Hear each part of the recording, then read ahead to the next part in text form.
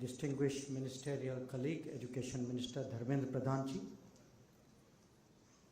Lieutenant Governor Jammu and Kashmir Manoj Sinha ji, Minister of State for Science and Technology, Earth Sciences PMO Dr. Jitendra Singh ji, President ICCR Dr. Vinay Sahasrabudhe ji, Commissioner Sri Dalu ji, Vice Chancellor Professor Ganai ji, Excellencies, distinguished academics, senior people from the university, from the state, dear friends. First of all, a very, very warm welcome here, because as I am the guest, but this is also the building which is part of my ministry, so I am also partly the host. So I'm really very, very pleased to see you. I must follow Dharmendra Pradhan ji really in complimenting Scholars Kashmir for this initiative. Because in the 4 years that I have been Minister of External Affairs, and the 3 years before that when I was Foreign Secretary, I've never had any university of any kind approach us saying, what do we do to get more foreign students here? So I not only appreciate this initiative, but I actually, like Dharmendra Pradhan ji said, I think this is an example for other universities. I hope others will follow suit. And if they do, I want to also assure them today that we will be as responsive as we are to all of you. Now, you all know that 4 years ago, a very big process of change started in Jammu and Kashmir. And that process of change was intended to ensure that the full benefits of development and progress that the rest of India had seen for many, many years were also now completely available to the people, especially to the youth of Jammu and Kashmir.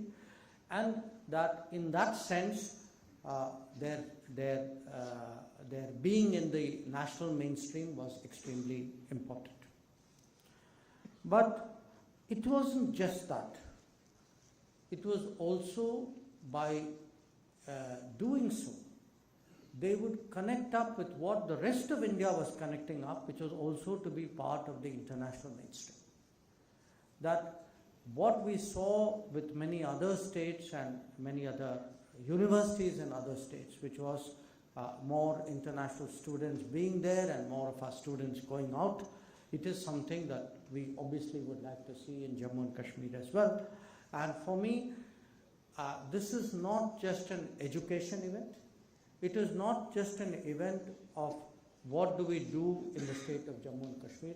It is for me a very integral part of ensuring that a very important region of India is connected, and I say this as a foreign minister, is connected to what is happening in the world.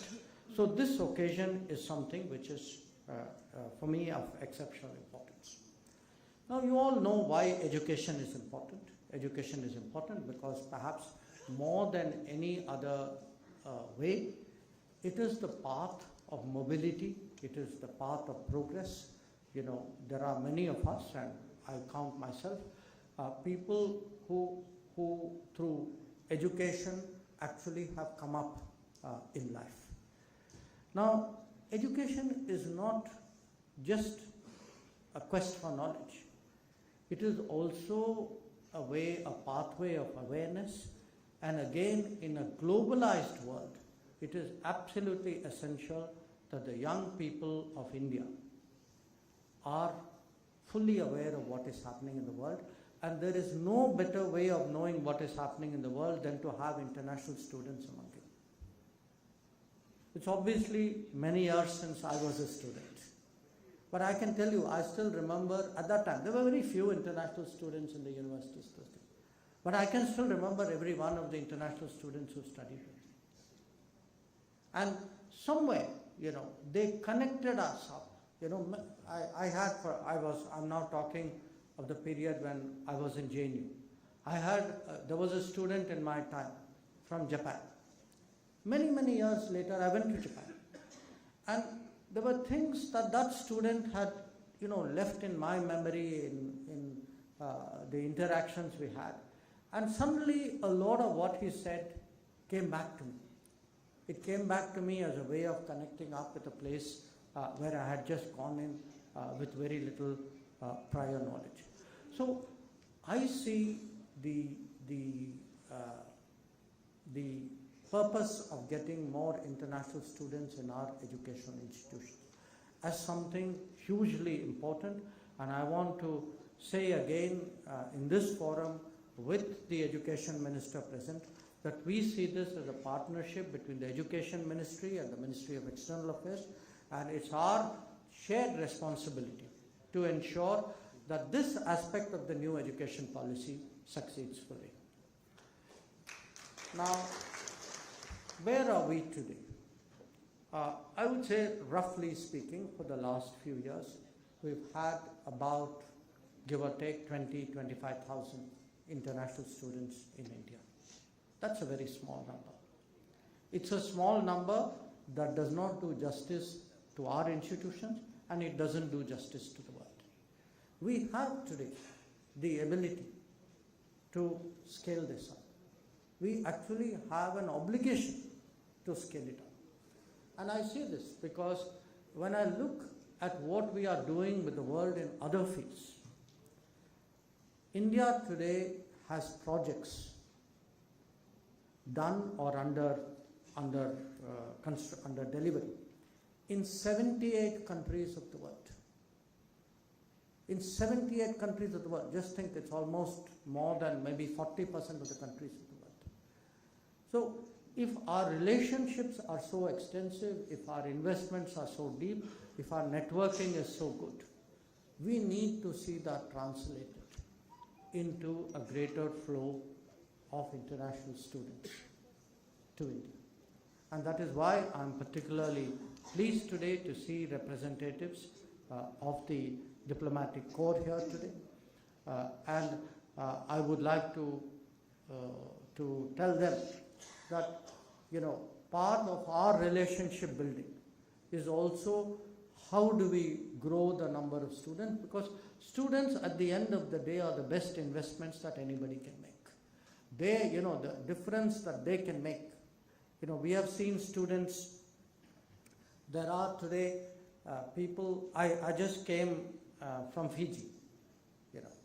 The Prime Minister of Fiji had, as a military officer, spent time in a course here. The President of Nigeria had done so.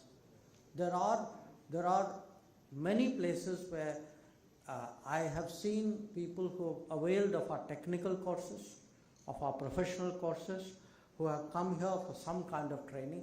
But I believe that rather than, you know, catch them, I would say, later on in their career, it is much better for us that this relationship building start very much earlier.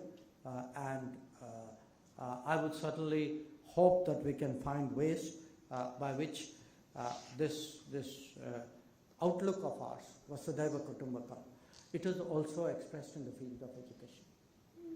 Now, a few words about agricultural science and technology, and I am not in any way connected to that domain. But I do know one thing, that if I were to look at the few, maybe 3-4 big problems of the world, problems not just of a year but problems of a decade, maybe of a generation, and problems that affect the entire planet. Clearly, challenges of food security are right up there in terms of problems. And last year, because of what happened due to the conflict in Ukraine, this was brought home to a very large number of countries. Now, there are, you know, there was a diplomatic initiative, many of you would have heard at that time, to get grain out of Ukrainian ports. But that was not the problem in itself.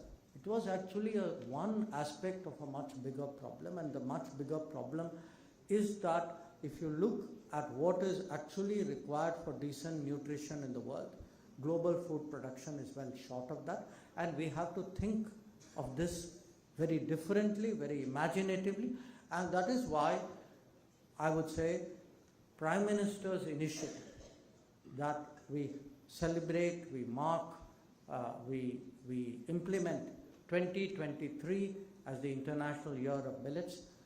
Believe me, I regard this actually as an extremely profound and consequential initiative, because it addresses a very big demand gap in a very practical way, that you are looking actually at a grain with which the entire world has a history, which has enormous nutritional value, which has a very low water consumption, which is produced by small farmers, which therefore is an entirely ignored area.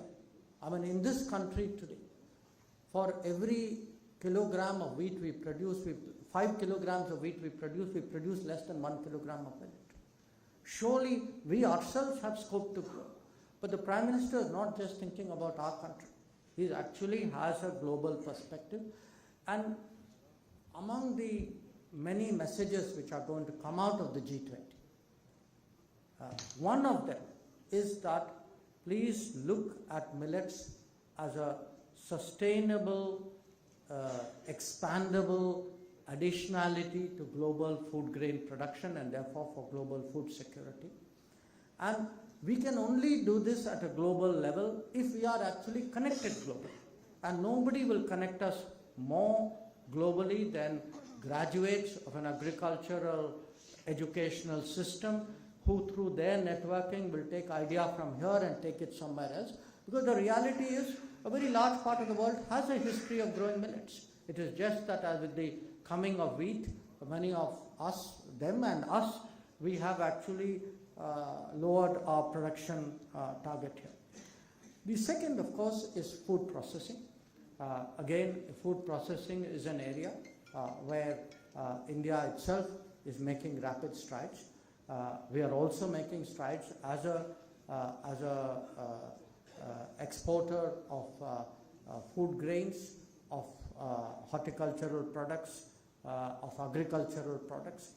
So when we talk about the world being a family, when we talk about getting along, a global community, finally, to me, it's the practical side of it which matters.